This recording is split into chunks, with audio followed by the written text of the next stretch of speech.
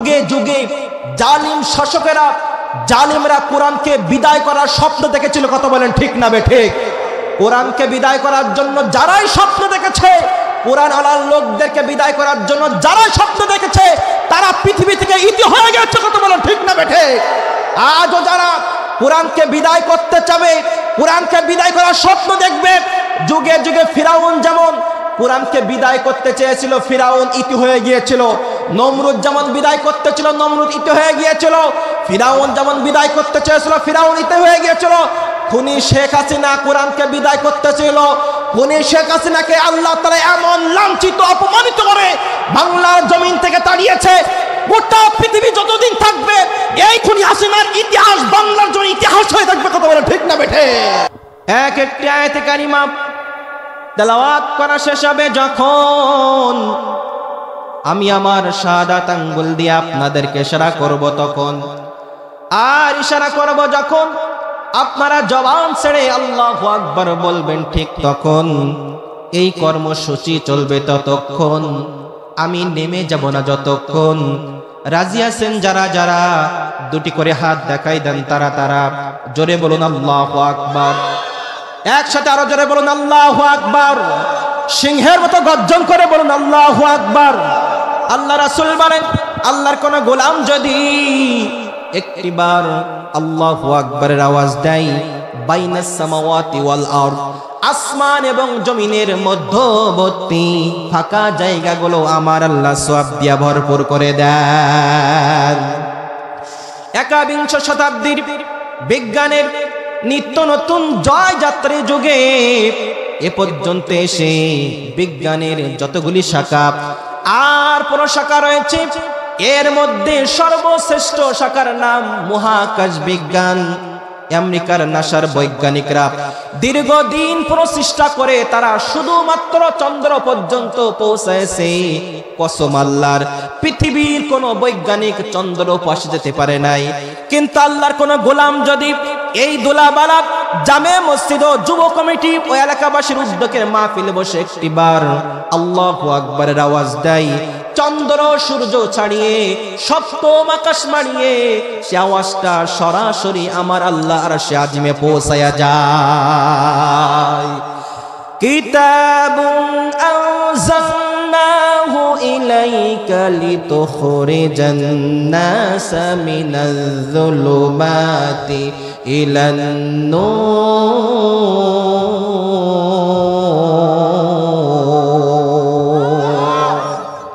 একসাথে বলুন আল্লাহু আকবার। সমাধান চাও যদি জীবনে মরণে, ফিরে যাও খুঁজে নাও চোখ রাখো কোরআনে। সমাধান ও সমাধান, সমাধান চাও যদি জীবনে মরণে, ফিরে যাও খুঁজে নাও চোখ রাখো কোরআনে। If you want a solution this dunya akhirat, go back, have a look to the holy Quran. সুবহানাল্লাহ পড়েন। আল্লাহ তাআলা বললেন, সমাধান যদি পেতে চাও, যদি তোমরা জাহান্নাম থেকে মুক্তি পেতে চাও, যদি তোমরা জান্নাতে যেতে চাও, আমি আল্লাহ তাআলা ও নবী তোমার উপরে কোরআনুল কারীম এই জন্য নাজিল করেছি যাতে করে অন্ধকারে নিমজ্জিত থাকা মানুষগুলোকে তুমি জান্নাতের দিকে নিয়ে যেতে পারো। এই জন্য আমি আল্লাহ রাব্বুল আলামিন তোমার উপরে নবী কোরআনুল কারীম নাজিল করে দিয়েছি। কোরআন হলো হিদায়াতের গ্রন্থ। এই কোরআন যুগে যুগে জালিম শাসকেরা জালিমরা কোরআনকে বিদায় করার স্বপ্ন দেখেছিল। কথা বলেন ঠিক না বেঠিক? কোরআনকে বিদায় করার জন্য যারাই স্বপ্ন দেখেছে, কোরআন আলার লোকদেরকে বিদায় করার জন্য যারাই স্বপ্ন দেখেছে, তারা পৃথিবী থেকে ইতি হয়ে গেছে। কথা বলেন ঠিক না বেঠিক? আজও যারা কোরআনকে বিদায় করতে চাবে, কোরআনকে বিদায় করার স্বপ্ন দেখবে, যুগে যুগে ফিরাউন যেমন কোরআনকে বিদায় করতে চেয়েছিল, ফিরাউন ইতি হয়ে গিয়েছিল। নমরুদ যেমন বিদায় করতে ছিল, নমরুদ ইতি হয়ে গিয়েছিল। ফিরাউন যেমন বিদায় করতে চেয়েছিল, ফিরাউন ইতি হয়ে গিয়েছিল। খুনি শেখ হাসিনা কোরআনকে বিদায় করতে ছিল। খুনি শেখ হাসিনাকে আল্লাহ তাআলা এমন লাঞ্ছিত অপমানিত করে বাংলার জমিন থেকে তাড়িয়েছে, গোটা পৃথিবী যতদিন থাকবে এক্ষুনি আসিমার ইতিহাস বাংলার জন্য ইতিহাস হয়ে থাকবে। কথা বলে ঠিক না বেঠে? আমার বন্ধুগণ, গভীরে মনোযোগ দিতে হবে। আস্তে আস্তে করে আমরা মূল কথাগুলো আমরা শুনবো। একটু ভূমিকায় না কথা বললেই নয়, ভূমিকায় কিছু কথা বললে আপনারা আলোচনাটা বুঝতে পারবেন। মনে করেন আপনাদেরকে ঘের আছে না, ঘেরের আল না বেঁধে যদি আমরা পানি দেই তাহলে পানি কি থাকে? তাহলে আল বাঁধতে হলে আগে আপনাকে পানি দিতে হবে। পানি যদি আপনি দিতে পারেন তাহলে সেই ঘেরে পানি থাকবে, আগে আল বাঁধতে হবে। এই জন্য আসুন আগে আমরা আল বেঁধে নিই। আমি এখানে কথা বলবো কোরআন থেকে, কথা বলবো হাদিস থেকে, কারোর পক্ষেও নাই কারোর বিপক্ষেও নাই। কিন্তু আল্লাহ তাআলা যাদের বিপক্ষে বলেছে তাদের বিপক্ষে আমি বলবো। আমি হুজুরের, আমি জিহাদের কথা কখনো গোপন হবে না। কথা বলেন ঠিক না বেঠে? আমার বন্ধুগণ, আপনাদের এই গ্রামে এক গরু মারা গিয়েছে। শকুন উপর থেকে, শকুনের চোখটা অনেক উপর থেকে তিনি টের পায়। হঠাৎ করে শকুন বাবা, শকুন সাহেব চলে আসছে যে কোথায় গরু মরছে, গরু খাওয়ার জন্য। গরুতে ঠোক দেয়, এদিকে পিছনে কাকের উৎপত্তি, কাক গিয়ে ঝামেলা করে। যেই কাক আসে শকুন উড়ে যায়। এভাবে করে মাটির তলায় ছিল ইঁদুর বাবা। ইঁদুর বলল মাটির উপরে কি শুরু হয়ে গেছে, কি কেমন শুরু হয়ে গেছে। এসে দেখে শকুন বাবা গরু খাচ্ছে, কাক এসে তাড়া দেয়, আবার পালায়। ইঁদুর বাবা সঙ্গে সঙ্গে শকুনকে ডেকে বলল তুমি থাকো অনেক উপরে, আমি থাকি মাটির নিচে, তোমার সাথে আমি একটু বন্ধুত্ব করতে চাই। বলছে কিভাবে সম্ভব? বন্ধুত্ব কিভাবে করবে? আমি থাকি উপরে, তুমি থাকো নিচে, কিভাবে বন্ধুত্ব করা সম্ভব? বলছে না, তোমার সাথে একটু বন্ধুত্ব করতে চাই। বলছে তাই? যদি বন্ধুত্ব করতে চাও তাহলে বুদ্ধি তুমি বাহির করো। বলছে বুদ্ধি আমার কাছে খুবই সোজা। তুমি শকুন, তোমার পায়ে একটা রশি বাঁধি আর আমার পায়ে একটা রশি বাঁধি, বেঁধে আমরা দুইজন বন্ধুত্ব করি। বলছে ঠিক আছে, যে কথা সেই কাজ। শকুনের পায়ে এবং ইঁদুরের পায়ে রশি বাঁধা হলো। শকুন গরু খেতে শুরু করলো। ইতিমধ্যে ওই এলাকার সবচেয়ে রাগান্বিত খেকি কুত্তা খবর পেয়ে গেল যে আমার এলাকায় গরু মরছে, আমি খোঁজ পেলাম না, এতক্ষণ কোথায় ছিলে তোমরা? তাকে খোঁজ দেওয়া হলো। দুরাত বেগে লেডি কুত্তা চলে আসলো। কুত্তার আসার মডেল দেখে, স্টাইল দেখে শকুন বলছে এখন যদি আমি না পালাই, গরু থুইয়ে আগে আমাকে খাওয়া। এ কথা শুনে শকুন আকাশে উড়াল দিল। দড়ি বাঁধা কার পায়ে? শকুন যখন উঠতে শুরু করলো, ইঁদুরের পায়ে যখন দড়ি বাঁধা, শকুন ওরে, ইঁদুর গাছের গায়ে বাড়ি খায়, বলে টিয়া। এ গাছের বাড়ি খায়, বলে টিয়া। ওদিক থেকে শালিক মামা ডাক দিয়ে বলে শকুন, ওই ইঁদুর, তুমি বন্ধুত্ব করবা তোমার জাতির সাথে, তুমি কেন বেজাতির সাথে বন্ধুত্ব করেছো? কথা বলেন।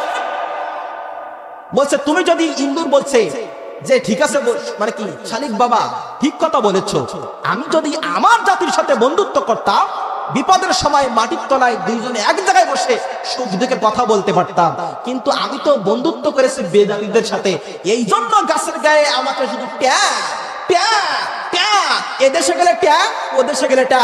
কথা বলেন ঠিক না বেঠে? আজকে বেজাতির সাথে বন্ধুত্ব করার কারণে খুনি শেখ হাসিনার কোন দেশে জায়গা হচ্ছে না। যে দাদা বাবুর কথা শুনে আলেম মেরেছে, মুসলমানদেরকে হত্যা করেছে, সেই দাদা বাবুর কোণে বসে বসে তাকে মরতে হবে। কথা বলেন ঠিক না বেঠে? আমি জননী তুমি হারনি, দাদার কাছে গেছো এটাই জানি। কথা বলেন ঠিক না বেঠে? আমি জননী তুমি হারনি, দাদার কাছে গেছো এটাই জানি। দেশটাকে শুষে গেলে 16টি বছর, প্রকৃত দেশ প্রেম পাইনি কদর। ঠিক না বেঠে? দেশটাকে শুষে গেলে 16টি বছর, প্রকৃত দেশ প্রেম পাইনি কদর। তুমি তো ছিলে শয়তানের নানি, তুমি তো ছিলে শয়তানের নানি, পালিয়ে গেছো তুমি এটাই জানি। আমি জননী তুমি হারনি, দাদার কাছে গেছো এটাই জানি। পালিয়ে গেছো তুমি এটাই জানি, হারিয়ে গেছো তুমি এটাই জানি। উন্নয়নের নামে মূলা ধরে শত কোটি টাকা নিয়ে গেল পালিয়ে, উন্নয়নের নামে মূল ধরিয়ে শত কোটি টাকা নিয়ে গেল পালিয়ে, তুমি তো ছিলে সেরা শাকচুন্নি। কথা বলেন, তুমি তো ছিলে সেরা শাকচুন্নি, পালিয়ে গেছো তুমি এটাই জানি। আওয়ামী জননী তুমি হারনি, পালিয়ে গেছো তুমি এটাই জানি। আলেম উলামার দিয়েছো ফাঁসি, মুখে বলো দিন ভালোবাসি। কত বলেন ঠিক না বেঠে? আজকে খুনি শেখ হাসিনা এক নয় দুই শত শত আলেম উলামাকে কি মিথ্যা অপবাদ দিয়ে ফাঁসি ঝুলিয়ে দুনিয়া থেকে বিদায় করেছে। কথা বলেন ঠিক না বেঠে? আলেম ওলামাকে ফাঁসি দিত আর বলতো আমি দিন খুবই ভালোবাসি, 5 ওয়াক্ত নামাজ পড়ি, ফজর নামাজের পরে কোরআন শরীফ নিয়ে বসি। এই খুনি শেখ হাসিনার দোষ পাইনি। আওয়ামী লীগ, যুবলীগ, ছাত্রলীগ বলে আমাদের নেতা কি ইসলাম মানে না, আমাদের নেতা কি ইসলাম মানতো না? ফজরের নামাজের পরেই নামাজ পড়ে কোরআন শরীফ পড়তো। আরে হারামজাদা, কোরআন শরীফ পড়তো তো তোর ঘরে কেন মূর্তি পাওয়া গেল? কথা বলেন ঠিক না বেঠে? আমার বন্ধুগণ, আপনাদের কাছে সবেদা গাছ আছে? সবেদা গাছে মোরগ দুপুর 2টার সময় আজান দেয়। আজান দেওয়াতে শুরু করলো মোরগ 3.5 কেজি ওজনে। হঠাৎ করে বাগান থেকে শিয়াল মামা মোরগের ভয়ে শুনে ও বাগান থেকে চলে আসে। আসার পরে দেখে গাছের উপরে 3.5 কেজি ওজনের মোরগ আজান দেয়। শিয়াল বলে একে তো না খেতে পারলে আমি তো দুঃখে কষ্টে মারাও যেতে পারি। গাছের নিচে এসে, ভাগিনা নিচে আসো, তোমার তো আজান দেওয়া শেষ, আসো আমরা দুইজনে মিলে নামাজ পড়ি। মোরগ বলছে মামা তুমি যে নামাজ পড়বা এখন কিসের নামাজ পড়বা, জোহরের নামাজ নাকি আসরের নামাজ? বলছে কেন? বলছে আমাদের নিয়ম হলো কেউ যদি জোহরের নামাজ পড়তে চায় তাহলে আজানের পরে 30 মিনিট ওয়েট করতে হয়, কেউ যদি আসরের নামাজ পড়তে চায় আজানের পরে 15 মিনিট ওয়েট করতে চায়। বলছে তাই নাকি? ঠিক আছে ওয়েট করি। বলছে ঠিক আছে ওয়েট করতে থাকো। নামাজের টাইম হয়ে গেল। বলছে মামা দ্রুত নিচে নেমে এসো, আজান তো দেওয়া শেষ, 15 মিনিটও শেষ, তুমি নিচে চলে আসো, তুমি আমি জামাতে নামাজ পড়ি। বলছে তাই? মোরগ তো বুঝতে পেরেছে যে আমি যদি এখন নিচে যাই আমার অবস্থা কি হবে। হঠাৎ করে বলছে আসো টাইম তো হয়ে গিয়েছে। মোরগ বলছে মামা টাইম হয়ে গেছে কিন্তু আমি হলো মুয়াজ্জিন, আমার আজান দেওয়ার দায়িত্ব, ইমাম সাহেব তো একটু পরেই আসবে, একটুখানি একটু সময় যাক না, সমস্যা নাই। হঠাৎ করে কিছুক্ষণ পরে আপনাদের এলাকার যে কুত্তার গায়ে কোনো পশমই নাই, এই কুত্তাকে আপনারা কি কুত্তা বলেন? লেডি কুত্তা। ওই রং করে গেলাম, ওরা বলে হুজুর সালকিলানি কুত্তা। এক এক জায়গায় এক এক রকম ডাক। বলছে ওই তো আমাদের ইমাম সাহেব। শিয়াল মামা পিছনে তাকিয়ে দেখে এর গায়ে একটা পশমই নাই, এমন বেগে আসতেছে মনে হয় আমার পাইলে শেষ। বলছে ভাগিনা তুমি থাকো আমি যাই, বলে পালালো। উদাহরণ দেওয়ার কারণ একটাই, যদি আজকে আমরা মুসলমানেরা সজাগ থেকে হাতে হাত রেখে কাঁধে কাঁধ রেখে যদি আমরা এক হয়ে আমরা থাকতে পারি, যেমন করে 5 আগস্টে ছাত্ররা মিলে, জামাত ইসলামের কর্মীরা মিলে, বিভিন্ন ইসলামিক দলেরা মিলে একসাথে আমরা রাজপথে নেমেছি। রাজপথে নামার কারণে 17টা বছর যে খুনি শেখ হাসিনা আমাদের উপরে নির্যাতন করেছিল, জুলুম করেছিল, বিভিন্ন দল চেষ্টা করেছিল কিন্তু তাকে নামাতে পারে নাই। কথা বলেন ঠিক না ঠিক? ছাত্ররা মিলে এবং বিভিন্ন ইসলামী দল মিলে তারা একত্রিত হয়ে যখন ছাত্রদেরকে সামনে আগিয়ে দিয়ে যখন আন্দোলন করেছিল, একসাথে ওই মোরগের মতো দাঁড়াতে পেরেছিল, ওই কুত্তার মতো, কিন্তু খুনি শেখ হাসিনা তার দলবল সহ পালাতে বাধ্য হয়েছিল। কথা বলেন ঠিক না বেঠে? আমরা একসাথে দাঁড়াতে চাই, পালাতে বাধ্য হবে বাতিলেরা। কথা বলেন ঠিক না বেঠে? আমার বন্ধুগণ আসুন তাহলে আমরা আর ভূমিকা নয়, আমরা আস্তে আস্তে করে যে আয়াতে কারিমা তেলাওয়াত করেছিলাম ওদিকে আমরা আস্তে আস্তে করে আলোচনার ভিতরে আমরা ঢুকতে চাই। আপনারা কি শুনতে রাজি আছেন? আলোচনা কি চলবে? আপনাদের যদি ভালো না লাগে, শুনতে যদি মন না চাই, বলেন হুজুর দোয়া করে দেন, আমি শেষ করে দিব। আপনাদের অ্যাক্টিভতা দেখে আমার সাথে পাইট হবে একটু তাল মিলাবে। আমি সব জায়গায় উদাহরণ দিয়ে থাকি, বক্তারা হলো তেল আর বক্তারা হলো ড্রাইভার। তেল না দিলে কি গাড়ি চলবে? তাহলে আপনারা একটু তেল দিবেন, একটু সুবহানাল্লাহ আলহামদুলিল্লাহ বলবেন, তাহলে বক্তাও চলবে। যদিও আমার ভিতরে কিছু নাই, আজকে মাহফিলের সবচেয়ে মনে হয় আমি অল্প বয়সী, আমার আগে যে বক্তাগুলো আছে সবাই মনে হয় আমার উস্তাদ সমতুল্য কথা বলে, ঠিক না বেঠিক? কিন্তু আল্লাহ তাআলা আজকে আমাকে এখানে প্রধান আলোচক হিসেবে আল্লাহ তাআলা রেখেছেন, কিন্তু কে বড় কে ছোট এটা মঞ্চে দেখলে চলবে না। কোন বিড়াল শিকার করতে পারে, বিড়াল ছোট হোক আর বড় হোক, যে বিড়াল শিকার করতে পারে সেই বিড়াল শিকারী কথা বলেন, ঠিক না বেঠিক? যে বক্তা কোরআন থেকে হক কথা সত্য কথা বলতে পারে না সেই বক্তার ওয়াজ শোনা জায়েজ নাই, কথা বলেন, ঠিক না বেঠিক? আমরা দীর্ঘ খুনি হাসিনার সময়ে আমাদের এই জবান দিয়ে সত্য কথা বলেছি, বলে গিয়েছি, মঞ্চের থেকে আমাদের নামিয়ে দিয়েছে, আমাদের মাহফিল বন্ধ করে দিয়েছে, কিন্তু ওই বাতিলের কাছে আমরা কখনো মাথা নত করি নাই, কথা বলেন, ঠিক না বেঠিক? আজ যদি আমাদের সামনে কোন জালিম এসে যদি দাঁড়ায় তাদের সামনে আমরা মাথা নত করতে রাজি নাই, কথা বলেন, ঠিক না বেঠিক? আমার বন্ধুগণ, তাহলে আমরা যে আয়াতে কারিমা তেলাওয়াত করেছি সূরা আহজাব, জোরে বলুন কোন সূরা? সূরা আহজাব 33 নম্বর সূরা 36 নম্বর আয়াতে কারিমা আমরা তেলাওয়াত করেছি। আসুন এই আয়াতে আল্লাহ তাআলা আমাদের জন্য কি শিক্ষা দিচ্ছেন, কি লেসন আছে সে বিষয়ে আমরা আস্তে আস্তে করে জানার চেষ্টা করি। কোন আয়াতের তাফসীর জানতে হলে যদি প্রেক্ষাপটটা, যদি শানে নজুলটা যদি আপনি আমি জানতে পারি, তাহলে ওই আলোচ্য আয়াতে কারিমা আমাদের জন্য বোঝার সহজ হয়ে যায়। আমার বন্ধুগণ, তাহলে আসুন আমরা আগে শানে নজুলটা আমরা জেনে নিই, তারপর আমরা বিস্তারিত আলোচনা করব। আমার সাথে কি থাকবেন তো ইনশাআল্লাহ? আমার আপনার নবী বিশ্ব নবী সাল্লাল্লাহু আলাইহি সাল্লাম সাহাবীদেরকে নিয়ে আমার নবীজি বসে বসে সাহাবীদেরকে দাস দিচ্ছেন, হাদিস শোনাচ্ছেন, নবীজি ইসলামের কথা শোনাচ্ছেন। নবীজি সাল্লাল্লাহু আলাইহি সাল্লাম সাহাবীদেরকে নিয়ে যখন বসা, ওই সাহাবীদের সামনে দিয়া একজন সাহাবী আল্লাহর নবীর সামনে দিয়া হেঁটে হেঁটে চলে যায়। আল্লাহর নবীজি ওই সাহাবীকে ডাক দিয়া বলে, জুলাইবিব, কোথায় যাচ্ছ জুলাইবিব? ও জুলাইবিব, তুমি কি আমার সাথে একটু কথা বলবা? জুলাইবিব বলে, ইয়া রাসূলুল্লাহ, আপনি আল্লাহর নবী, আপনার সাথে কথা বলতে পারলে আমি তো ধন্য হয়ে যাব। আমার বন্ধুগণ, ভালো করে খেয়াল করতে হইবে। নবীজি সাল্লাল্লাহু আলাইহি সাল্লাম বললেন, ও জুলাইবিব, তুমি কি বিয়ে করবা? জুলাইবিব রাদিয়াল্লাহু তাআলা এমন একজন সাহাবী ছিলেন, খুবই কুৎসিত দেখতে, কালো দেখতে।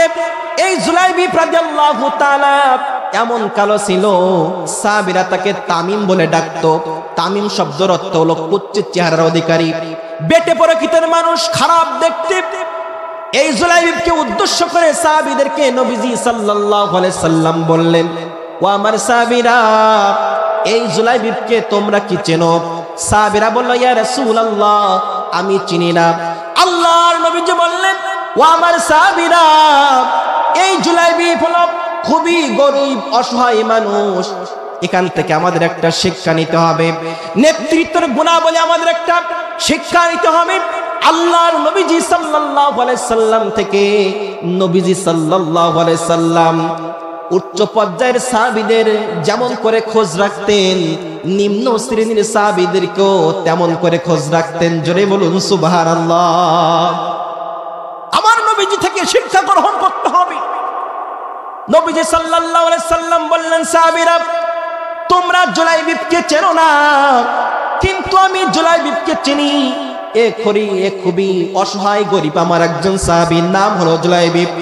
আল্লাহর নবী জুলাইবিবকে বললেন, ও জুলাইবিব, তুমি কি বিবাহ করবা? জুলাইবিব বলে, ইয়া রাসূলুল্লাহ, আমি গরীব মানুষ, অসহায় মানুষ, আমার সাথে কে মেয়ে বিয়ে দিবে? আল্লাহর নবী কিছু না বলে জুলাইবিব চলে গেল। দ্বিতীয় দিন আবার জুলাইবিবের সাথে আল্লাহর নবীর দেখা। আল্লাহর নবী বলেন, জুলাইবিব, তুমি কি বিয়ে করবা? জুলাইবিব বলে, ইয়া রাসূলুল্লাহ, ওগো নবীজি, আমি গরীব অসহায় মানুষ, বাড়ি নাই, টাকা পয়সা নাই, সুন্দর চেহারা নাই, কোন মেয়ের বাপ আমার সাথে মেয়ে বিয়ে দিবে? আমার সাথে তো কেউ বিয়ে দিবে না। নবীজির কথা শুনে জুলাইবিব চলে গেল। তৃতীয় দিন আবার দেখা। জুলাইবিব একই কথা বললেন, ইয়া রাসূলুল্লাহ, ওগো নবীজি, আমি গরীব অসহায় মানুষ, কোন মেয়ে আমাকে চয়েস করবে না। আল্লাহর নবী বললেন, ও জুলাইবিব, তুমি কি বিবাহ করবা? তুমি আমাকে বলো। জুলাইবিব বলে, ইয়া রাসূলুল্লাহ, ওগো নবীজি, যদি আমার সাথে কেউ মেয়ে বিয়ে দেয় আমি অবশ্যই বিবাহ করব। আল্লাহর নবী বলেন, অমুক আনসারী সাহাবীর বাড়িতে তুমি চলে যাও, তাদের একটা সুন্দর রূপবতী একটা মেয়ে আছে। জুলাইবিব আল্লাহর নবীর কথা শুনে দৌড়াতে দৌড়াতে আনসারী সাহাবীর বাড়িতে চলে গেলেন। সাহাবীর বাড়িতে গিয়া দরজায় নক করলেন, সালাম দিয়ে দিলেন। আনসারী সাহাবী বাইরে চলে আসলো। বাইরে চলে এসে দেখলেন কালো কুচ্ছিত চেহারার অধিকারী একজন মানুষ। আনসারী সাহাবী বলল, কে তুমি? আজ আমার সংসারে অনেক ঝামেলা হচ্ছে, আজ আমি ভিক্ষা দিব না, পরে তুমি একদিন এসো, কষ্ট পেও না। জুলাইবিব বলল, ও আনসারী সাহাবী, আমি ভিক্ষার জন্য আসি নাই, আমি এসেছি আল্লাহর নবীজি সাল্লাল্লাহু আলাইহি সাল্লাম আমাকে পাঠিয়েছেন আপনার মেয়ের বিয়ের প্রস্তাব নিয়ে। সাহাবী তখন বললেন, আনসারী সাহাবী নবীজির কথা শুনে বললেন, হ্যাঁ, আমি আমার মেয়েকে আল্লাহর নবীর সাথে আমি বিয়ে দিতে চাই। সঙ্গে সঙ্গে জুলাইবিব বলল, ও আনসারী সাহাবী, আল্লাহর নবীজি নিজের জন্য আপনার মেয়েকে চয়েস করে নাই, নিজের জন্য পছন্দ করে নাই। আল্লাহর নবীজি আমি জুলাইবিবের জন্য আপনার মেয়েকে চয়েস করেছে। একবার জোরে বলবেন না সুবহানাল্লাহ। সঙ্গে সঙ্গে আমার বন্ধুগণ গভীর মনোযোগ দিতে হবে। সঙ্গে সঙ্গে একথা শুনে আনসারী সাহাবী একটু থমকে গেল, দাঁড়িয়ে গেল, কি বলবে কিছুই বুঝতে পারতেছে না।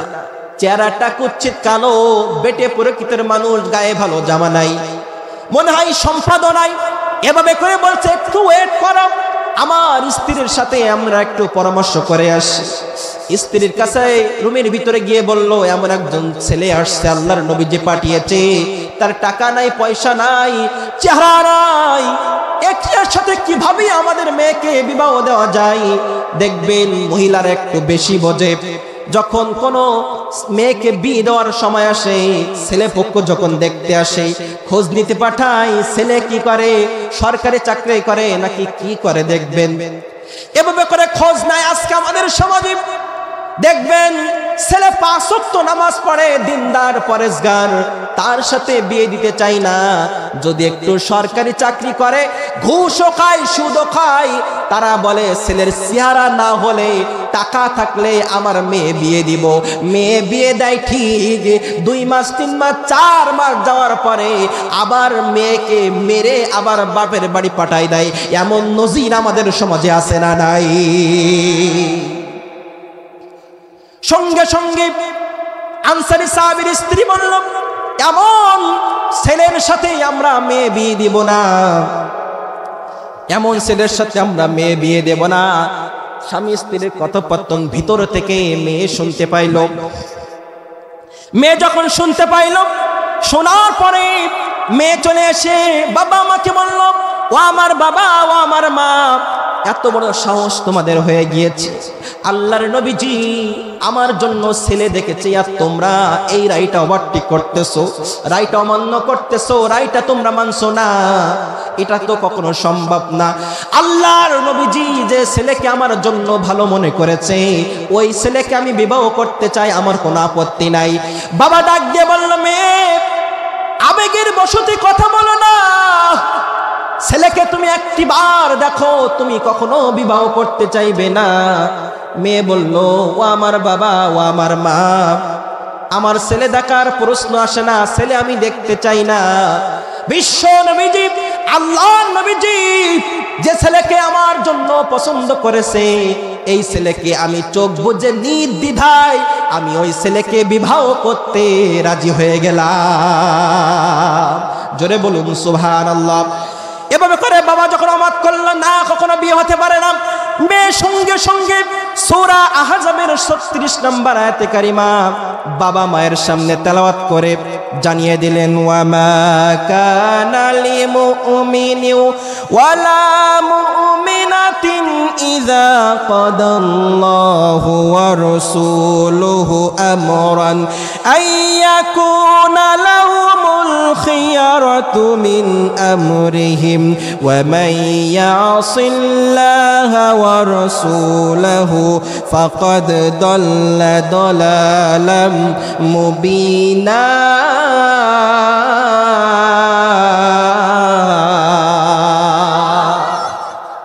একসাথে বলুন আল্লাহু আকবার।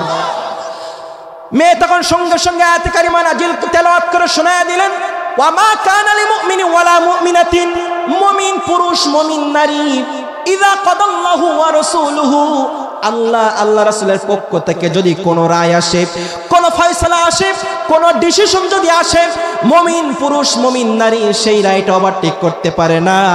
আর যদি ওভারটেক করে, দল্লা দলালাম মুবিনা, তারা গোমরাহ হয়ে যাবে, পথভ্রষ্ট হয়ে যাবে।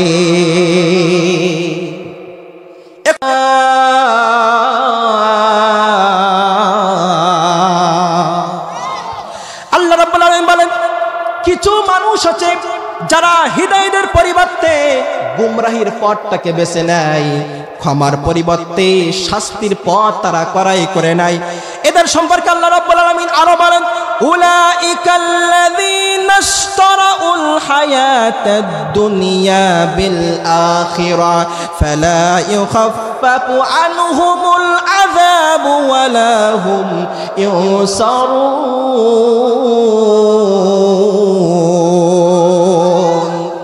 আল্লাহ রাব্বুল আলামিন বলেন, কিছু মানুষ আছে তারা পরকালের বিনিময় পার্থিব জীবনকে তারা ক্রয় করে নেয়, পার্থিব জীবনকে তারা কিনে নেয়, পরকালের বিনিময় দুনিয়াকে তারা কিনে নেয়। পক্ষান্তরে আল্লাহ বলছেন, ইমানদার যারা হবে, মুত্তাকি যারা হবে, তারা হলো ইন্নাল্লাহ হাশতারা মিনাল মুমিনিনা আনফুসাহুম ওয়া আমওয়ালাহুম বিআন্না লাহুমুল জান্নাহ। একবার চিল্লাই বলুন আল্লাহু আকবার। আল্লাহ রাব্বুল আলামিন বলেন, ইমানদার যারা হবে তারা জান এবং মাল জান্নাতের বিনিময় কার কাছে বিক্রয় করবে? কে কিনে নিয়েছেন?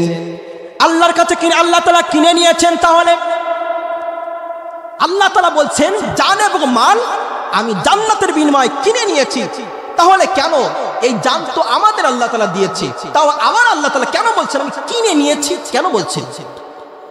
এই জন্য বলছেন আল্লাহ তাআলা কিনে নিয়েছেন, কিন্তু এখানে আপনার এখতিয়ার আছে, আপনার ইচ্ছা স্বাধীনতা আছে। আল্লাহ তাআলা বলছে এই পথ জাহান্নাম, সোজা পথ জান্নাত। এখন সিদ্ধান্ত আপনার, আপনি কোন পথে যাবেন, এখতিয়ার আল্লাহ তাআলা দিয়েছেন। এখন আপনি জান্নাতে যেতে চান নাকি জাহান্নামে যেতে চান, সিদ্ধান্ত আপনার করতে হবে। এখতিয়ারটুকু আল্লাহ তাআলা দিয়েছেন। তাহলে আমাদের আল্লাহর পথে, আল্লাহর জমিনে আল্লাহর জন্য আমাদের জান এবং মাল আল্লাহর কাছে বিক্রয় করে দিতে হবে জান্নাতের বিনিময়। দুনিয়ার বুকে আমরা বেচা কিনা করি, ক্রয় বিক্রয় আমরা করি। ক্রয় বিক্রয় আছে না? ক্রয় বিক্রয় যখন আমরা করি, একটা হলো ক্রেতা আর একটা হলো বিক্রেতা। ক্রয় বিক্রয় দুনিয়ার মাল প্রতি আমরা এটা করি, কিন্তু আল্লাহ তাআলার সাথে আমাদের সম্পর্ক হলো ঈমানের। কিসের? সবাই বলুন কিসের? ঈমানের সম্পর্ক। তাহলে আল্লাহ তাআলার সাথে সম্পর্ক আমাদের হবে ঈমান। আল্লাহ রাব্বুল আলামিন বলেন, এই দুনিয়ার বুকে তোমরা যা কিছু ক্রয় করতে তোমরা যাও না কেন, যা কিছু ক্রয় করতে তোমরা চাও না কেন, ক্রয় করতে গেলে তোমাদের অর্থের প্রয়োজন হবে, টাকা পয়সার প্রয়োজন হবে, অর্থের তোমাদের প্রয়োজন হবে। কিন্তু তোমরা যদি ঈমানের ব্যবসাটা যদি আমি আল্লাহ তাআলার সাথে যদি করতে চাও, তাহলে তোমাদের কোনো টাকা লাগবে না, কোনো পয়সা লাগবে না।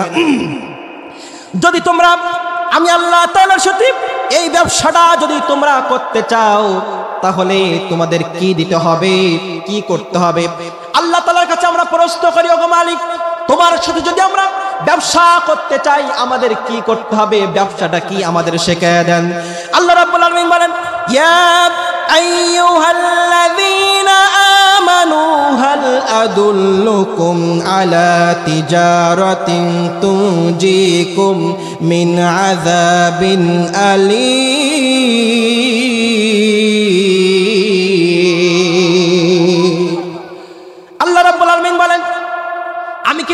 এমন এক বিজনেসের কথা আমি আল্লাহ তাআলা কি শেখায় দিব না, যে ব্যবসা যদি তোমরা করতে পারো আমার আল্লাহ তাআলার সাথে, তাহলে জাহান্নামের কঠিন আযাব থেকে তোমরা মুক্তি পেয়ে যাবে, মুক্তি পেয়ে আল্লাহ তাআলার জান্নাতে তোমরা চলে যাবে।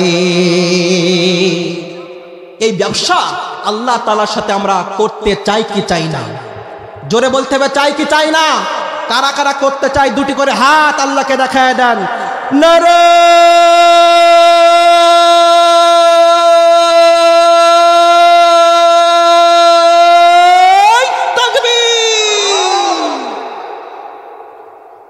তাহলে ব্যবসা আমরা আল্লাহ তাআলার সাথে করতে চাই।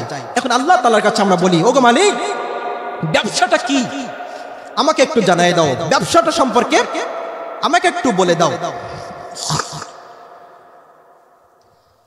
রব্বুল আলামিন বলেন, ব্যবসা তোমরা যদি জানতে চাও, ব্যবসাটা হলো কি? তুমিনুনা বিল্লাহি ওয়া রাসূলিহি ওয়া তুজাহিদুনা ফি সাবিলিল্লাহি বিআমওয়ালিকুম ওয়া আনফুসিকুম যালিকুম খায়রুল লাকুম ইন কুনতুম তা'লামুন।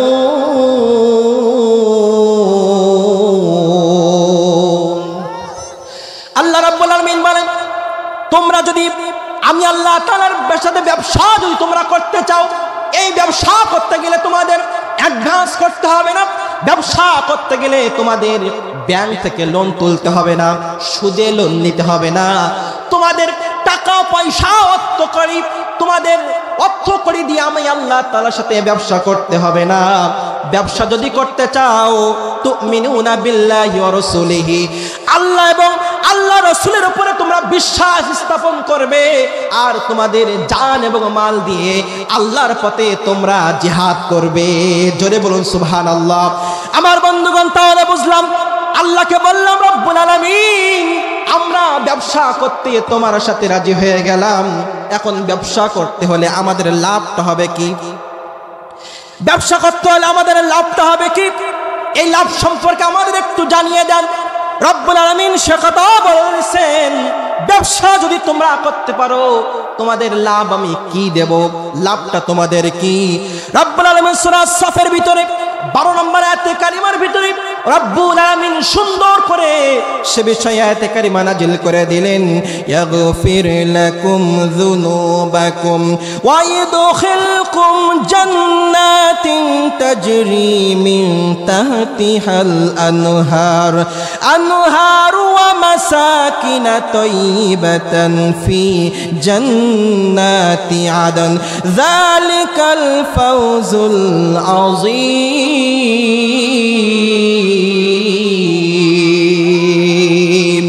আল্লাহ রাব্বুল আলামিন বলেন, এক নম্বরে হলো ব্যবসা যদি তোমরা আমি আল্লাহ তাআলার সাথে করতে পারো, তাহলে আমি আল্লাহ রাব্বুল আলামিন তোমাদের জীবনের সমস্ত গুনাহ খাতাগুলো ক্ষমা করে দিব।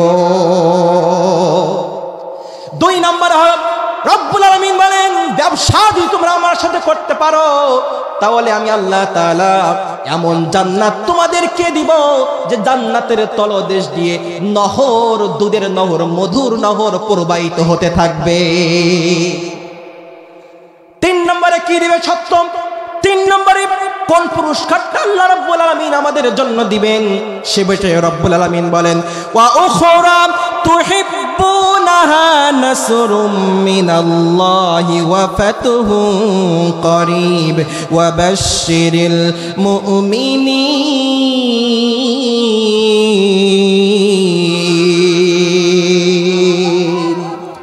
তিন নম্বরে যে পুরস্কারটা আমি আল্লাহ রাব্বুল আলামিন তোমাদেরকে দান করব, আমি আল্লাহ তাআলার সাহায্য তোমাদের জন্য ওয়াজিব হয়ে যাবে। আরে জোরে বলতে হবে সুবহানাল্লাহ। আল্লাহ তাআলার সাহায্য তোমাদের জন্য ওয়াজিব। আর আল্লাহ রাব্বুল আলামিন বলেন, আমি তোমাদের জন্য ইসলামের বিজয় তোমাদের জন্য দান করে দিব। ইসলামের বিজয় আমরা চাই কি চাই না? হাত তুলে বলতে হবে, চাই কি চাই না? আল্লাহ বলছেন 3 নম্বর পুরস্কার হলো আমি আল্লাহ তাআলার সাহায্য তোমাদের উপরে দিয়ে দিব এবং ইসলামের বিজয় আমি তোমাদের দান করব। আজকে ইসলামের বিজয় হওয়ার জন্য আমাদের ময়দানে কাজ করতে হবে। যারা আল্লাহ তাআলার ইসলামটাকে বিজয় করার জন্য চেষ্টা করে আসছে তাদের উপরে জুলুম নির্যাতনের স্টিম রুলার আমরা 17টা বছর আমরা সহ্য করেছি। কথা বলেন ঠিক না বেঠিক? আমাদের উপরে বাতিল নাস্তিকেরা, স্বৈরাচার খুনি শেখ হাসিনারা এরা আমাদের উপরে চড়াও হয়ে আমাদের উপরে জুলুম নির্যাতনের স্টিম রুলার চালিয়েছে। কথা বলেন ঠিক না বেঠিক? আমরা এর প্রতিশোধ আমরা হত্যার বদলে হত্যা আমরা নিতে চাই না। আমরা মানুষের উপরে জুলুম করতে চাই না। আমরা যে বিষয়ে আন্দোলন করার কারণে, যে বিষয়ে দাওয়াত দেওয়ার কারণে কোরআনটাকে বিজয় করার জন্য আমাদের উপরে জুলুম নির্যাতন করা হয়েছে, সেই কোরআনটাকে বিজয় করে আমরা বদলা নিতে চাই। কথা বলেন ঠিক না বেঠিক? কোরআনটাকে বিজয় করার জন্য যদি জীবন দিতে হয়, প্রয়োজনে স্ত্রীকে বিধবা করতে হয়, সন্তানকে এতিম করতে হয়, কারা কারা ইসলামটাকে বিজয় করার জন্য আল্লাহর জন্য জীবন এবং জান দিতে আল্লাহর জমিনে জিহাদ করতে রাজি আছেন? 2টি করে হাত আমাকে না আল্লাহকে দেখা।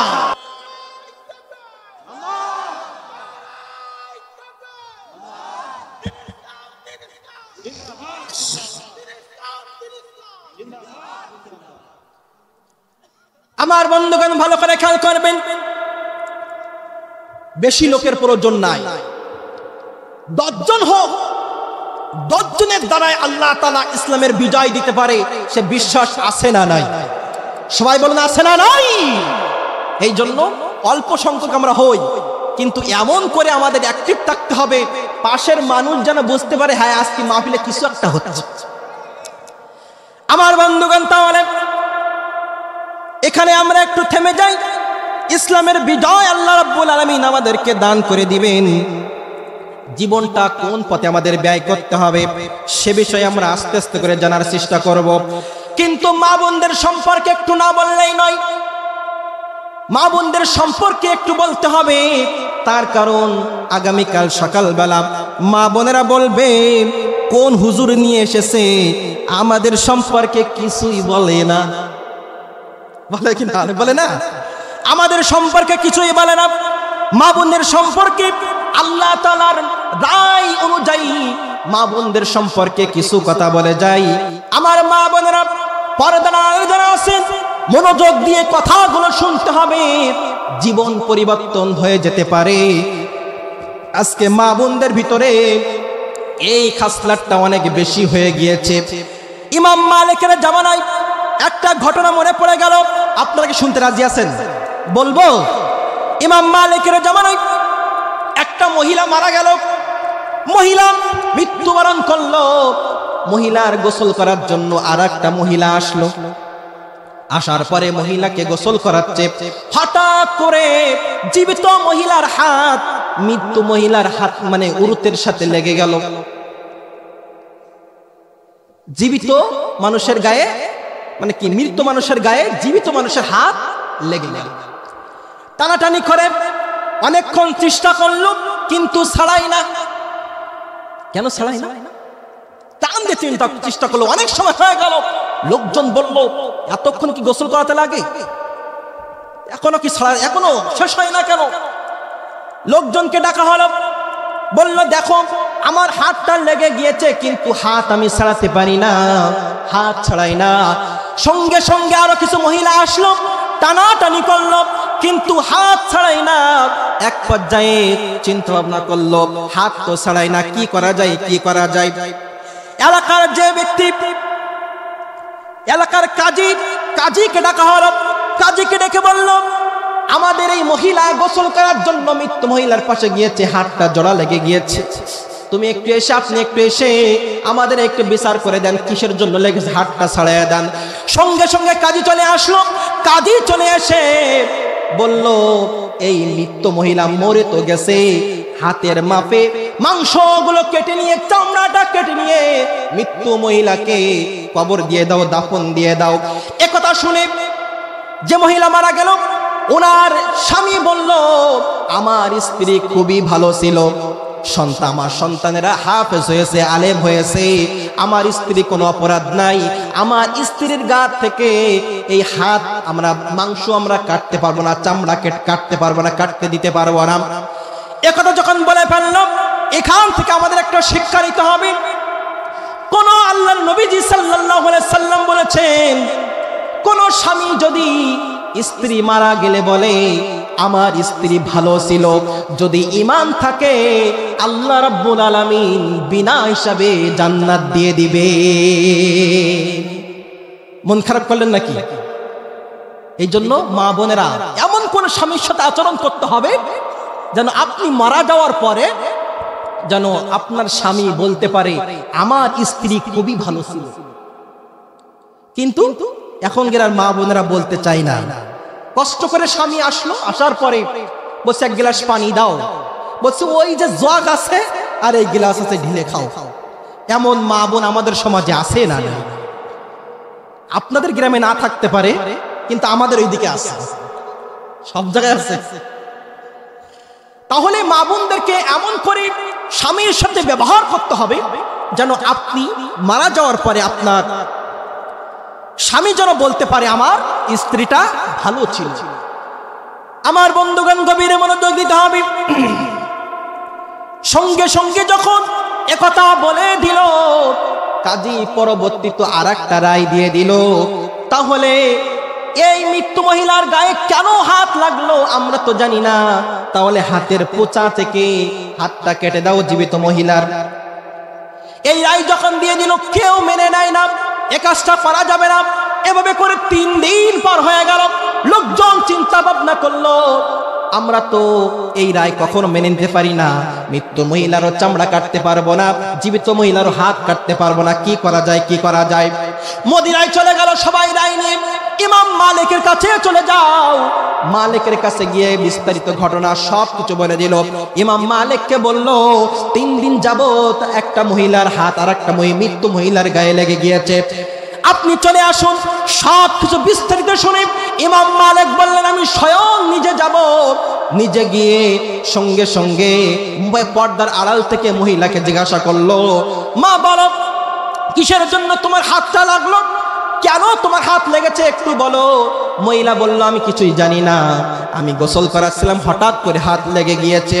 এভাবে করলে ইমাম মালিক বলল, মহিলা মিথ্যার আশ্রয় নিও না, মিথ্যা কথা তুমি বলো না, মিথ্যা কথা বলবা না, সত্য বলে দাও। বলছে, হ্যাঁ আমি কিছুই জানি না। বলছে, তুমি কি আমাকে চেনো? আমি ইমাম মালিক, তুমি কি আমার সম্পর্কে জানো? ইমাম মালিক এমন একজন ইমাম ছিলেন, 9 বছর বয়সে কুরআনুল কারীমের হাফেজ হয়েছিলেন এবং 17 বছর বয়সে 7 লাখেরও বেশি হাদিসের হাফেজ হয়েছিলেন। জোরে বলুন সুবহানাল্লাহ। ইমাম মালিক বলল, মহিলা তুমি কি আমার সম্পর্কে জানো? আমার মাথার ভিতরে কোরআন আছে, বিশ্বনবী সাল্লাল্লাহু আলাইহি সাল্লামের হাদিস আছে, তুমি আমার সাথে মিথ্যার আশ্রয় নিও না। দুনিয়ার কোন তন্ত্র মন্ত্র দিয়া আমি কিন্তু বিচার করি না, আমি বিচার করি আল্লাহর কোরআন দিয়ে এবং রাসূলের হাদিস দিয়ে। আল্লাহ তাআলার কোরআনুল কারীমের ভিতরে না পাইলে রাসূলের হাদিসের ভিতরে আমি ঢুকে পড়ি, রাসূল সাল্লাল্লাহু আলাইহি সাল্লামের হাদিসের ভিতরে না পাওয়া গেলে আমি আল্লাহ তাআলার কোরআনের ভিতরে আমি ঢুকে পড়ি। ও মহিলা, সত্য করে বলো কেন তোমার হাত লেগেছে? মহিলা কখনো সত্য করে বলে না। সঙ্গে সঙ্গে ইমাম মালিক বলল, মহিলা তুমি কি জানো না আমার সম্পর্কে তোমার কি ধারণা নাই? আমি কিন্তু আল্লাহ তাআলার কোরআন দিয়ে বিচার করি, এখনো সময় আছে, মহিলা সত্য করে বলো। তার কারণ আমি কিন্তু ইমানদার, আল্লাহ তাআলার কোরআনকে আমি বিশ্বাস করি, আল্লাহ তাআলার রায়কে আমি বিশ্বাস করি। যে ব্যক্তি আল্লাহ তাআলার রায়কে যে ব্যক্তি বিশ্বাস করে না, ওই ব্যক্তি আর কাফের থাকতে, ওই ব্যক্তি আর মুসলমান থাকতে পারে না। রব্বুল আলামিন সুন্দর করে সূরা মায়েদার 44 নম্বর আয়াতের লাস্টের ভিতরে রব্বুল আলামিন সুন্দর করে এই সম্পর্কে আয়াতে কারিমার ভিতরে বলে দিলেন, ওয়া মান লাম ইয়াহকুম বিমা আনজালাল্লাহু ফাউলাইকা হুমুল কাফিরুন।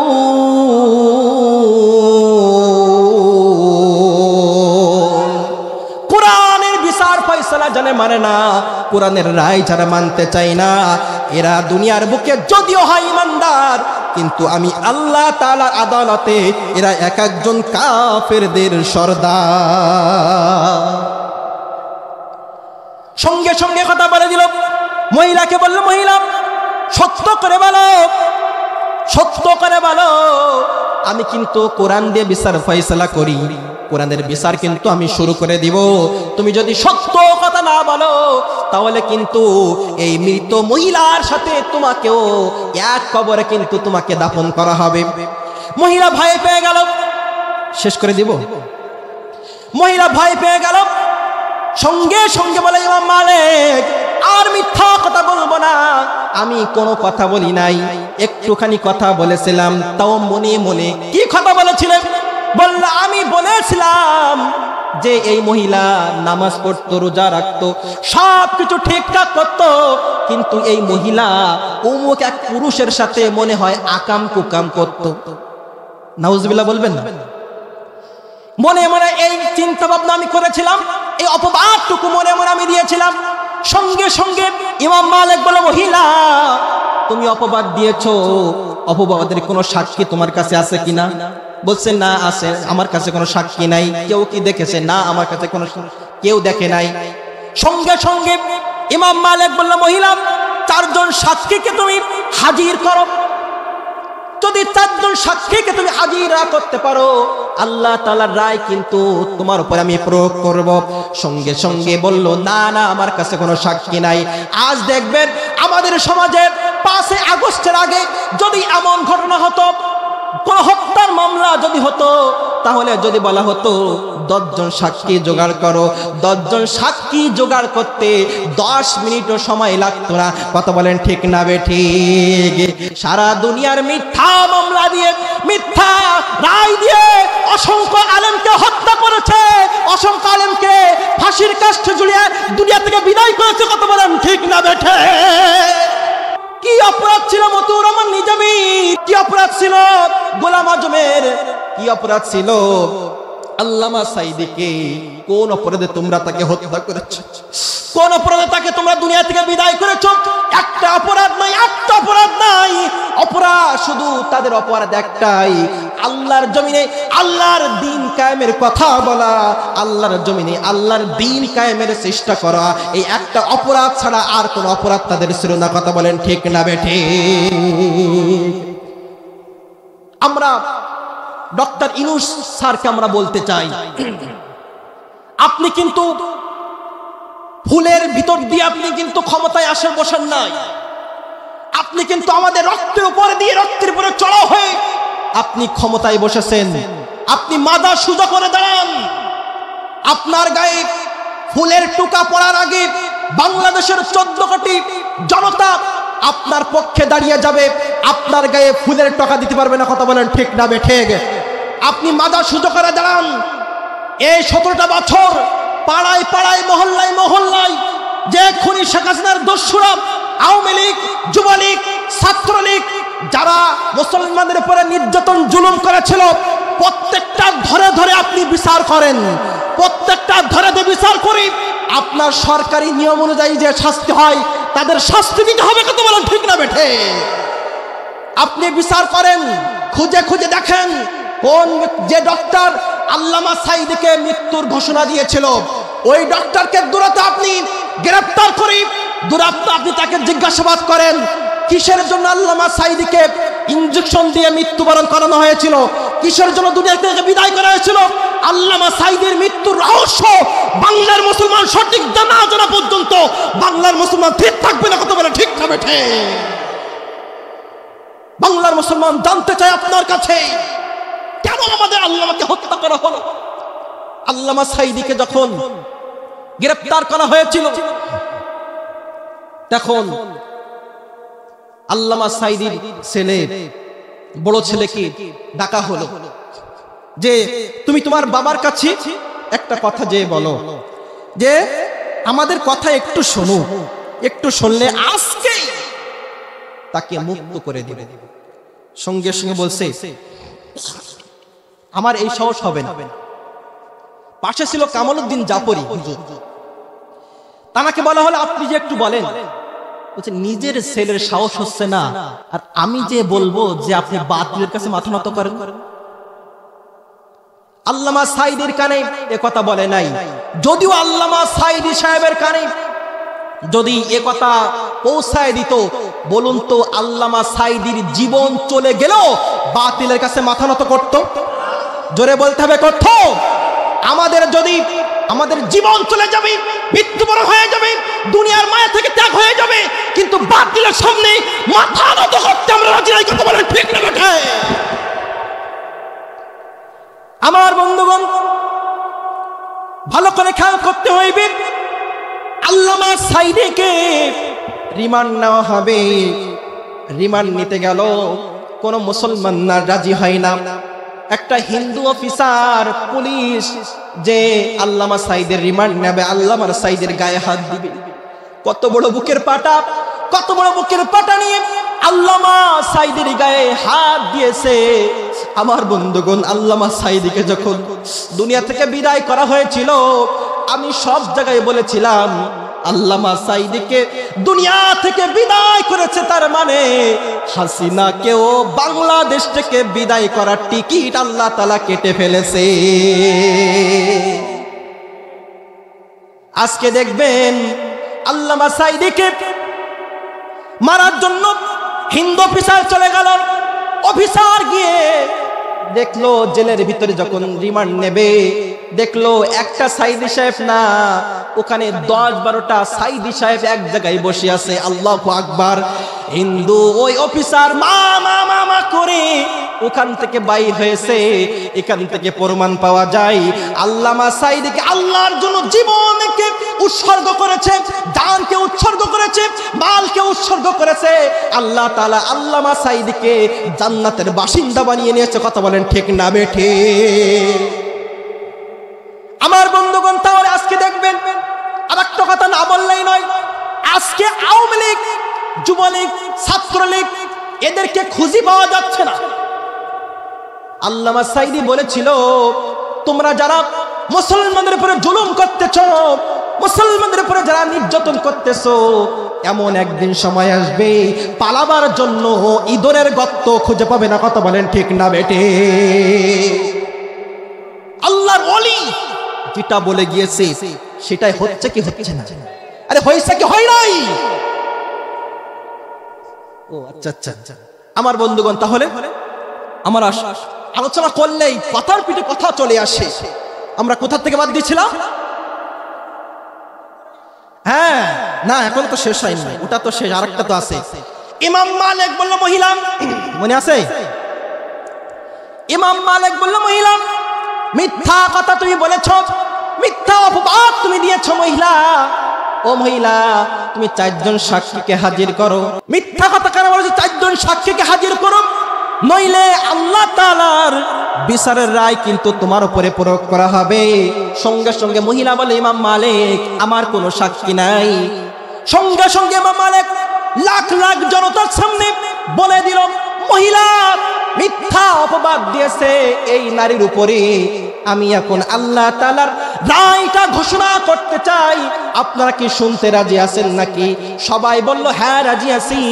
ইমাম মালিক যেখানে কথা বলতেছে আর কোন মানুষের কথা বলার সুযোগ নাই। তিনি চিফ জাস্টিস, বিচারপতি, প্রধান বিচারপতি ইমাম মালিক। সঙ্গে সঙ্গে আল্লাহ রাব্বুল আলামিনের কুরআনুল কারীমের সূরা নূরের 4 নম্বর আয়াতে কারিমা তেলাওয়াত করে ইমাম মালিক রায়টা জানিয়ে দিল, ওয়াল্লাযীনা ইয়ারমুনাল মুহসানাতি সুম্মা লাম ইয়াতু বিআরবাআতি শুহাদা ফাজলিদুহুম 80 জালদা। জোরে বলুন আল্লাহু আকবার। কোন সতী সাধবী নারীর উপরে যদি মিথ্যা অপবাদ যদি তোমরা দাও, 4 জন সাক্ষীকে যদি তোমরা হাজির না করতে পারো, তাহলে তোমাদের 80টা বেতাঘাত করা হবে। আল্লাহ তাআলা রায় জানিয়ে দিল, 80টা বেতাঘাত করা তোমাদের হবে। সঙ্গে সঙ্গে রায় কার্যকর হয়ে গেল। সংক্ষিপ্ত করে বলছি, অনেক কথা। সঙ্গে সঙ্গে জল্লাদকে ডাকা হলো, জল্লাদ চলে এসো, রায় কার্যকর করতে হবে। জল্লাদকে অনুমতি দেওয়া হলো। জল্লাদ 1 2 3 জল্লাদ যখন এভাবে করে মারতে শুরু করে দিল, মারতে মারতে ৭৯টা বেতাঘাত যখন করলো, মহিলা রক্তাক্ত হয়ে গেল।